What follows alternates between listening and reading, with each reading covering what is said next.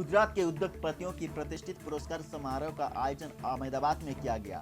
इस संबंध में ये पुरस्कार कार्यक्रम गुजरात और अहमदाबाद के बड़े उद्योगपतियों, ज्योतिषियों और हिंदी फिल्म अभिनेत्री अमृता राव की विशेष उपस्थिति में आयोजित किया गया है।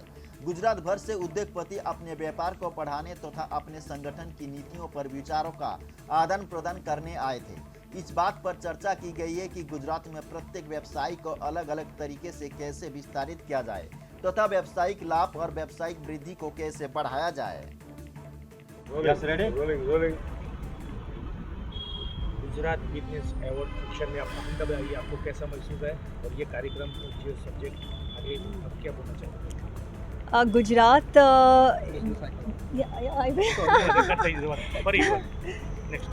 गुजरात बिजनेस आइकन अवार्ड्स आज मुझे अहमदाबाद ले आया है and I would like to thank our partners the Fern Residency in Subhash bridge and the charitable trust Shiv Arpan जिन्होंने मुझे यहाँ आमंत्रित किया है।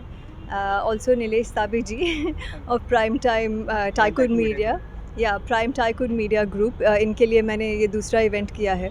और गुजरात ने मुझे इतना प्यार दिया है, अहमदाबाद में इतनी प्यारी यादें हैं मेरी, तो it's always great to be back to this city.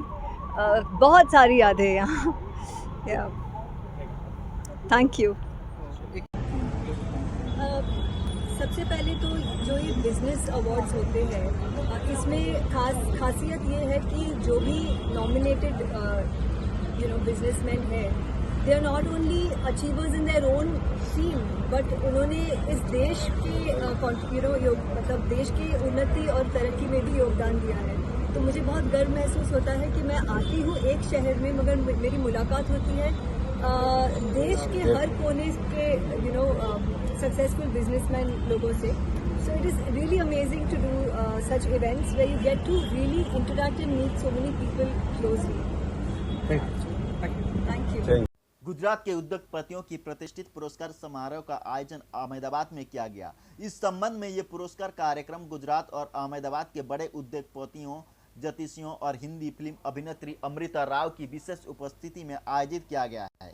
Gujarat भर से उद्योगपति अपने व्यापार को बढ़ाने तथा अपने संगठन की नीतियों पर विचारों का आदान प्रदान करने आए थे। इस बात पर चर्चा की गई है कि गुजरात में प्रत्येक व्यवसाय को अलग अलग तरीके से कैसे विस्तारित किया जाए तथा व्यावसायिक लाभ और व्यावसायिक वृद्धि को कैसे बढ़ाया जाए। गुजरात बिजनेस अवार्ड फंक्शन में आप अहमदाबाद आइए, आपको कैसा महसूस है और ये कार्यक्रम जो सब्जेक्ट आगे आप क्या बोलना चाहेंगे? गुजरात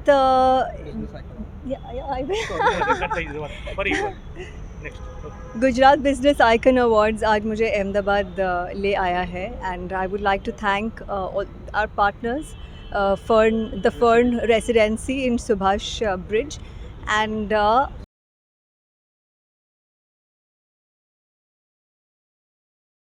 गुजरात में इंडियन कोस्ट गार्ड ने 300 किलो ड्रग्स जब्त किए, जिसकी कीमत करीब 1800 करोड़ रुपया बताई जा रही है।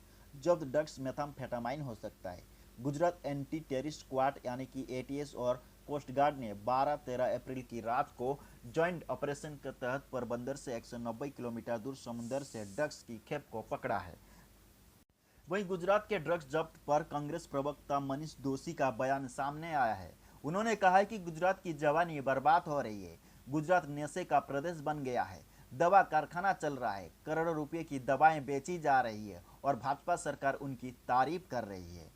गई काले दरियाकांठेथी 300 किलो ड्रग्स એટલે કે 1800 કરોડ રૂપિયાની માતબર રકમનું ડ્રગ્સ નશાનો પદાર્થ પકડાણો છે।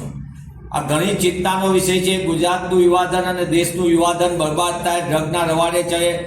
આ નશાનો કારોબાર બે રોકટોક ચાલી રહ્યો છે અને ગુજરાતનો દરિયા કિનારો હોય કે જમીની હોય, ત્યાંથી મોટા પાયે પ્રવેશદ્વારની જેમ ડ્રગ્સનો હેરફેર થઈ રહી છે।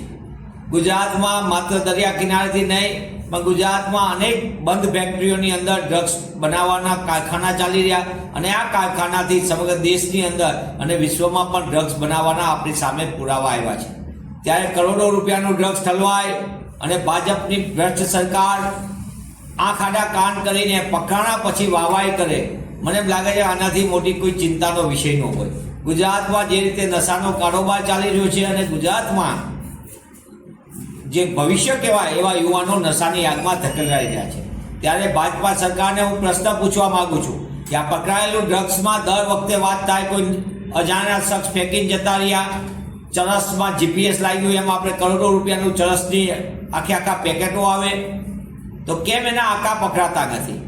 એ હેરાફેરી કરનાર ગુજરાતની અંદર કોણ એ લોકો છે કે જેના કારણે આ દેશનું યુવાધન ને ગુજરાતનું યુવાધન બરબાદ થયું છે? આ નશાના વેપલાને કોણે લાયસન્સ આપ્યા છે?